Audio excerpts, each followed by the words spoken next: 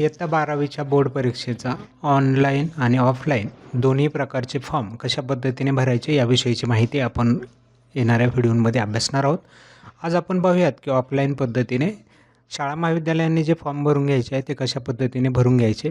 विद्यार्थ्यांनाही हा फॉर्म भरण्यासाठी मदत होणार आहे आणि शिक्षक मित्रही आपले जे फॉर्म भरून घेत आहेत त्यांनाही जर काही समस्या असतील तर त्यांना हे फॉर्म भरताना ह्या व्हिडिओचा उपयोग होईल. चला तर सुरू करूयात. पहा, सुरुवातीलाच महाराष्ट्र राज्य माध्यमिक व उच्च माध्यमिक शिक्षण मंडळ पुणे उच्च माध्यमिक प्रमाणपत्र परीक्षा आवेदनपत्र नमुना अशा पद्धतीचा हा नमुना आपण प्रिंट काढून विद्यार्थ्यांना देणार आहोत आणि विद्यार्थी याच्यामध्ये माहिती भरून आपल्याला देणार आहे. त्याच्या आधारे आपण ऑनलाईन ही सगळी माहिती भरणार आहोत.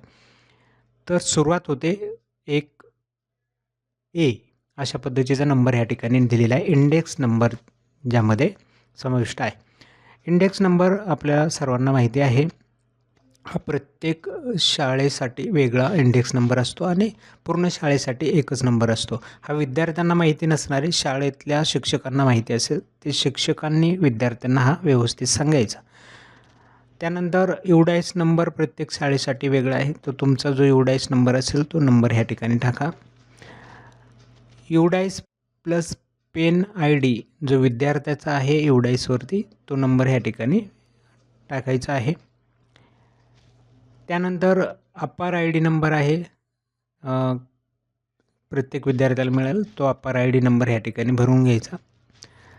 यानंतर पहा 2 नंबरचं ऑप्शन ॲप्लिकेशन सिरियल नंबर आवेदनपत्र अनुक्रमांक. आता हे नंबर कसे द्यावेत याच्या संदर्भात असं काही फारसं नियम नाहीत, परंतु एक महत्त्वाचा नियम की इथं 4 अंक असायला हवेत. मग ते 00 घेऊन पण तुमचे 4 अंक चालतील. तुमच्याकडं पूर्ण शाळेत 12वीचे किंवा 10वीचे फॉर्म भरण्यासाठी किती विद्यार्थी संख्या आहे ते एकूण आकडा तुम्ही विचारात घ्या आणि त्या संख्येनुसार हे 4 अंकी नंबर प्रत्येक विद्यार्थ्याला द्यायची वेळ आली तर ती कशी देणार. म्हणजे 800 विद्यार्थ्यांना तुम्ही प्रथम नंबर देणार असाल तर त्यांना त्यांच्या रोल नंबरप्रमाणे 0 पासून सुरू करून नंबर द्या.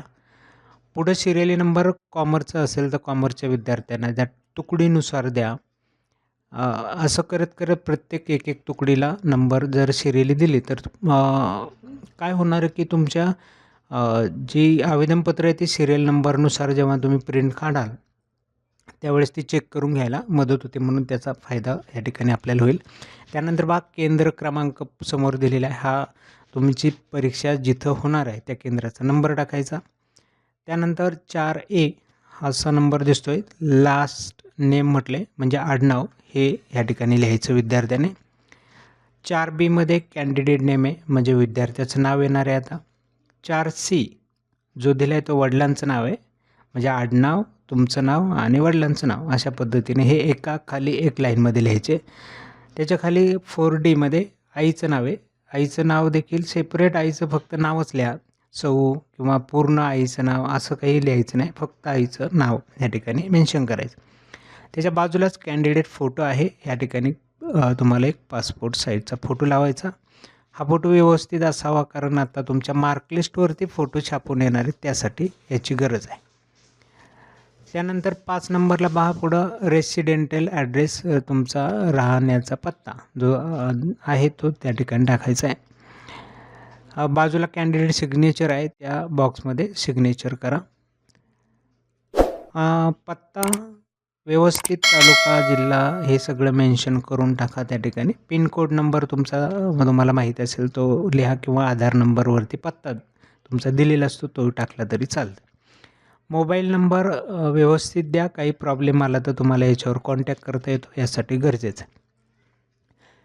7 नंबरला आहे डेट ऑफ बर्थ म्हणजे तुमची जन्मतारीख. ती टाकताना प्रथम दिनांक 2 कॉलममध्ये, मंथ 2 कॉलममध्ये आणि इयर 4 कॉलममध्ये अशा पद्धतीने टाकायचं. समजा एखादी विद्यार्थ्याची जन्मतारीख आहे 7 तर तो 07 अशी टाकेल. महिना जर 4था असेल तर 04 म्हणेल आणि पुढं इयर जे आहे ते पूर्ण इयर जे आहे ते त्याच पद्धतीने लिहायचं. 4 अंक इयरसाठी आहेत. पुढं आधार नंबर म्हटलं आहे. आधार नंबर या ठिकाणी लिहा. 4-4चा ग्रुप करून थोडीशी जागामध्ये सोडून 4चा ग्रुप दिसावा म्हणजे ते व्यवस्थित नंबर कळतो. 9 नंबरला शाखा निवडायची आहे. मग तुम्ही विज्ञान शाखेचे आहात, कला शाखेचे, वाणिज्य शाखेचे, MCVCचे कुठले विद्यार्थी आहात, तर त्याचा नंबर शेवटी दिलेल्या बॉक्समध्ये लिहायचा. त्याच लाईनमध्ये शेवटी बॉक्स आहे, त्या बॉक्समध्ये तो नंबर लिहा. उदाहरणार्थ आर्ट्स कला शाखेचे जर विद्यार्थी असेल तर ते 2 नंबर लिहितील, कॉमर्सवाले 3 नंबर, सायन्सवाले 1 नंबर. 10 नंबरला लिंग दिले, म्हणजे मुलं असेल तर पुरुष म्हणून 1 नंबर त्या ठिकाणी टाकतील, आणि जर मुली असतील तर स्त्रीच्या कॉलममधला 2 नंबर ते ह्या ठिकाणी टाकतील. मायनॉरिटी तुमची असेल तर तुम्हाला त्या मायनॉरिटीचा नंबर ह्या शेवटी लिहायचा, नसेल तर मग 0 तुम्हाला या ठिकाणी लिहायचं आहे.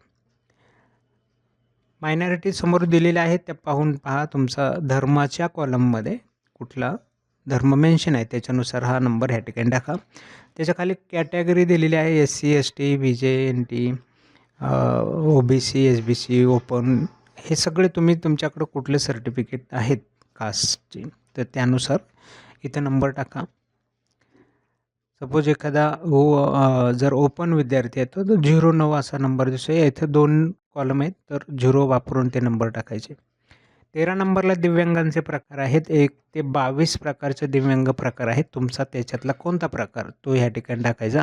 या संदर्भात मी पूर्वी एक व्हिडिओ अपलोड केलेला आहे दिव्यांगांच्या 22 प्रकारांवरती. 14 नंबरला आहे मिडियम ऑफ इन्स्ट्रक्शन, कोणत्या भाषेमध्ये तुम्हाला इन्स्ट्रक्शन माहिती हवी आहे, तर आपण या ठिकाणी मराठी भाषेतलीच इन्स्ट्रक्शन घेतो म्हणून 2 नंबर टाका. 15 नंबरला टाईप ऑफ कॅन्डिडेट, तुमचा प्रकार कोणता आहे विद्यार्थ्याचा ते समजण्यासाठी हा ABCDE असे 4 प्रश्नांची उत्तरं तुम्हाला द्यायची आहेत. एमध्ये दिले फ्रेश की रिपीटर, म्हणजे तुम्ही प्रथमच 12वी परीक्षा देतात की यापूर्वी दिली होती, यापूर्वी दिले असेल तर रिपीटरचे 2 नंबर तुम्हाला टाकावं लागेल, आणि आत्ता प्रथमच परीक्षा देणार असेल तर 1 नंबर टाकायचा. B नंबरला विचारले रेग्युलर आहात, खाजगी आहात, तुरळक विषय घेऊन बसले की श्रेणी सुधारसाठी बसले. रेग्युलर म्हणजे आत्ताच तुम्ही कॉलेजला ॲडमिशन घेऊन परीक्षा देणार असाल तर तुमचा रेग्युलर 1 नंबर येईल. पण जर 17 नंबरचा फॉर्म भरला असेल तर तुम्हाला 2 नंबर टाकावं लागेल. आयसोलेटेड म्हणजे काही ठराविक विषय तुमचे द्यायचे असतील तर 3, आणि क्लास इम्प्रूव्ह करायचे, 5 झालात तरी मार्क वाढवण्यासाठी परीक्षा देणार असेल तर 4 नंबर. 6, जर तुम्ही पूर्वी एक्झाम दिलेले असेल, तुमचे काही विषय सुटलेले असतील, तुम्ही पास झालेले असाल तर मग त्यावेळेस एक्झाम टेट म्हणून 1 चा पहिला कॉलम तुम्हाला लिहावं लागेल, आणि तुम्ही यापूर्वी परीक्षाच दिली नाही तर मग 2 नंबर तुम्हाला इथे टाकावा लागतो. नॉट एक्झाम्प्टेड, सूट कुठल्याच विषयावर नाही, सगळे विषय तुम्ही देणार आहात. D नंबर आहे ॲग्रिकल्चर, शेती, बायफोकल, द्विलक्षी, IT, माहिती तंत्रज्ञान, जनरल, सर्वसाधारण आहात का, कुठल्या टाईपमध्ये येतात. तर आर्ट्स कॉमर्सचे विद्यार्थी 4 नंबरमध्ये येऊन जातील. सायन्सचे विद्यार्थ्यांनी चेक करून घ्या बायफोकल IT वगैरे तुमचं काय असेल ते. जर इथं बायफोकल आणि IT निवडलं नाही तर पुढं सब्जेक्ट निवडताना तुम्हाला त्रास होणार, लक्षात घ्या. त्यामुळे इथं टिकमार्क असणं फार गरजेचं आहे. वेदर फॉरेनर, तुम्ही फॉरेनर आहात की नाही ते विचारलं जातं. अशा वेळेस इथं मला वाटते सगळे भारतीयच असतील, परदेशी नाही आहेत, तर 2 नंबर नाहीचा निवडला जाईल. यानंतर विषय निवडीचा प्रश्न आहे. तर याच्या बाजूला 2 कॉलम आहेत असे ह्या विषयात. एक एक्झाम्प्टेड सब्जेक्टच्या संदर्भात, म्हणजे तुम्ही पूर्वी परीक्षा दिली ना आणि त्याच्यात तुम्ही पास होतात तर त्या विषयांची माहिती देण्यासाठी हा हायलाईट केलेला पार्ट आहे. तिथं आपल्याला आता काहीच करायचं नाही. आपल्याला उरलेल्या भागामध्ये विषय सांगायचे की आपण कोणत्या विषयाचे देणार आहेत. इथं विषयांची नावं लिहायची आहेत. या ठिकाणी विषयाचा संकेत क्रमांक लिहायचा, आणि त्याच्या बाजूला या ठिकाणी उत्तर कोणत्या भाषेत लिहिणार आहेत त्याचा भाषेचा कोड लिहायचा. म्हणजे आता पहा, पहिला विषय कंपल्सरी इंग्रजी दिलेला आहे तर तो तसाच आपण पुढं ठेवणार आहे. संकेतांक त्याचा 0-1 आणि त्याचं उत्तर लिहिणार आहेत आपण इंग्रजीत. इंग्रजीसाठी 1 नंबर निवडायचं. त्यानंतर दुसरा अनिवार्य भाषा मराठी आहे तर मराठी या ठिकाणी विषय लिहिणार. त्याचा संकेत क्रमांक 02 आहे तर पुढच्या कॉलममध्ये 02 तुम्ही लिहायचं, आणि मराठीचा पेपर कोणत्या भाषेत लिहिणार, मराठीमध्ये, तर त्यासाठी 2 क्रमांक इथं निवडा. त्यानंतर जसे तुमचे विषय असतील 6 विषय तर त्या 6 विषयाचा बोर्डाने दिलेला विषयाचा कोड लक्षात घ्या आणि त्या क्रमाने विषय लिहा. समजा एखाद्या विद्यार्थ्याचा हिस्ट्री विषय असेल तर हिस्ट्रीचा नंबर येतो 38, तर तो ह्या ठिकाणी 38 नंबर टाकेल. उत्तर लिहिणार कुठलं? मराठीत तर 2 लिहा, इंग्रजीत 1 लिहावं लागेल. त्यानंतर पॉलिटिक्स जर विषय असेल तुमचा पॉलिटिक्स सायन्स, तर त्याचा नंबर आहे 42, तर इथं 42 नंबर तुम्हाला टाकावं लागेल. उत्तर कोणत्या भाषेत देणं? मराठीत 2 लिहा. त्यानंतर इकॉनॉमिक्स जर तुमचा असेल तर इकॉनॉमिक्सचा नंबर आहे 49, 49 तो इथे येईल आणि कोणत्या भाषेत लिहिणार? मराठीमध्ये. यानंतर आणखी जो काही विषय राहिलेत तर ते विषय तुम्हाला इथे घ्यावे लागतात. आता मराठी इकॉनॉमिक्स ऑलरेडी आपण घेतला होता, आता पुन्हा इकॉनॉमिक्सच आलं आहे. याच्याऐवजी तुमचा दुसरा जो काही विषय असेल जॉग्रफी वगैरे तर तो त्या ठिकाणी टाका, त्याची क्रमांक टाका आणि पेपरचा भाषेचा कोड टाका. खाली 8 आणि 9 नंबरला कंपल्सरी पुन्हा 2 विषय आहेत, फिजिकल एज्युकेशन आणि एन्व्हायरमेंटचे, 30 आणि 31 नंबरचे.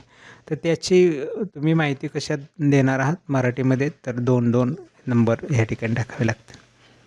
त्यानंतर खाली पहा 17 नंबरला टोटल नंबर ऑफ एक्झाम्शन क्लेम, किती विषयात तुम्ही पास होता पूर्वी तो नंबर टाकायचा असतो. तुम्ही प्रथमच बसलात तर तुमचा 1 पण सुटलेला नाही तर 0 नंबर या ठिकाणी येतो. 18 नंबरला खाजगी विद्यार्थ्यांचं एनरोलमेंट प्रमाणपत्र बोर्डाकडून दिलं जातं, तरच त्यांना परीक्षा देता येते.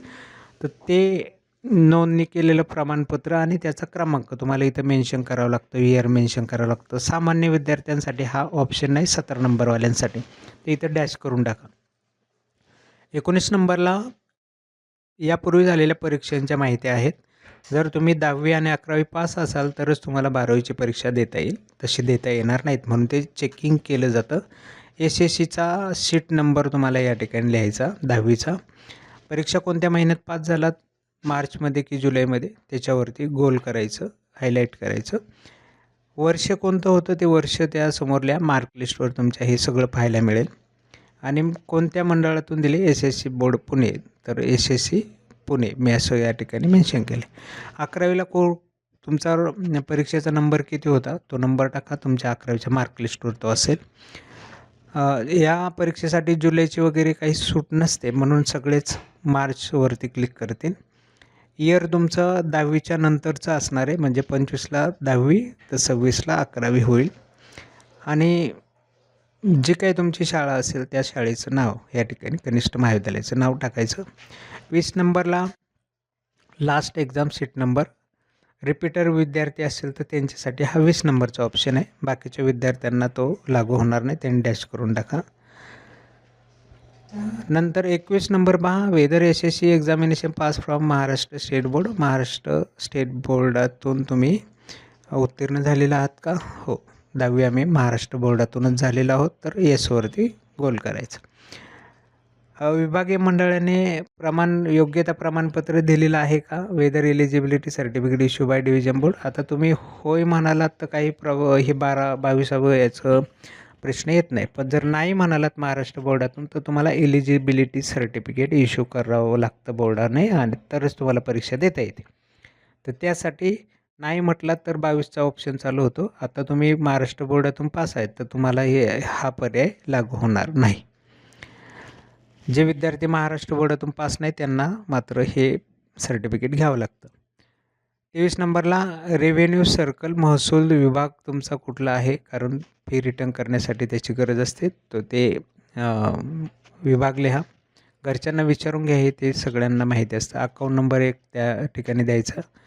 IFSC कोड कोणता आहे तुमच्या बँकेचा तो IFSC कोड द्या. आणि अकाउंट नंबर तुम्ही कोणाचा जोडताय, तुमचं स्वतःचं जॉईंट अकाउंट असलं तरी स्वतःचं चालतं. 1 नंबर तो पाठीमागच्या बॉक्समध्ये आपण लिहितो.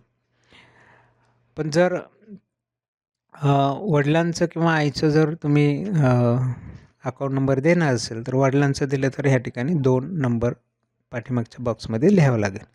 शेवटी खाली सही दिनांक टाकायची आणि विद्यार्थ्यांची एका बाजूला नाव टाकून सही घ्यायची.